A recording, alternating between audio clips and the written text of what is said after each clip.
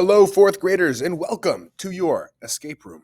Today, you are going to be escaping the zoo. And what does that mean? Well, imagine your class is on a field trip to the local zoo, and you've been waiting all month for this field trip, and you couldn't be more excited. But once you arrive at the zoo, you soak in all the sights as the zookeeper begins his welcome speech and begins the tour.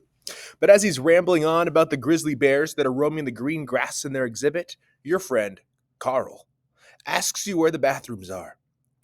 Oh, Carl. He has to go now. Unfortunately, neither of you were listening very closely during the zookeeper's welcome, or you would know where the bathrooms are. So you both spot a door near the grizzly bear exhibit and assume that it must lead to the bathrooms. However, as soon as Carl closes the door behind him, he realizes that the door actually leads to the bear cave, where the bears will take their evening nap. You must quickly help solve 5 clues, crack the codes, and unlock the door to let Carl out before the grizzly bears retreat to their cave for their evening nap. Okay, we're going to use our imaginations. Imagine you're stuck in this bear cage, and you have to solve these 5 clues to escape. These 5 clues are going to be right here on your Google Classroom. So everything you need is in this website for this escape room. There's 5 clues. This is the first clue. This is the second clue. The third clue, the fourth clue, the fifth clue. So down here, where it has this first lock, it says 4-digit lock, that goes with the first puzzle. So once you solve this puzzle, you could unlock this first lock. This says it's a 4-digit lock, so this is not the answer. Don't try this. But if the answer was 1, 2, 3, 4, I would know that's correct after I hit submit. If it didn't say try again, I know that one's correct and I could move on. But if it says try again, that means it's incorrect.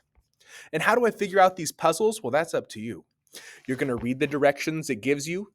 It might not give you great directions. You might have to see what the clues are. All of these puzzles have to do with something we've learned in ELA in 4th grade. Could be finding the main idea, could be fact and opinion, could be using inferences or context clues, but you'll need to use your background knowledge to solve these puzzles to escape. Once you've completed everything and you hit submit, it will move you on and you will have successfully escaped the bear cage. Some of these puzzles are pretty hard. And so I made a little bit of a system that could help you if you want to. Now, you would get the full 10 points. We're going to say you'd win 10 points if you complete this whole puzzle within the 45 minutes without using any hints.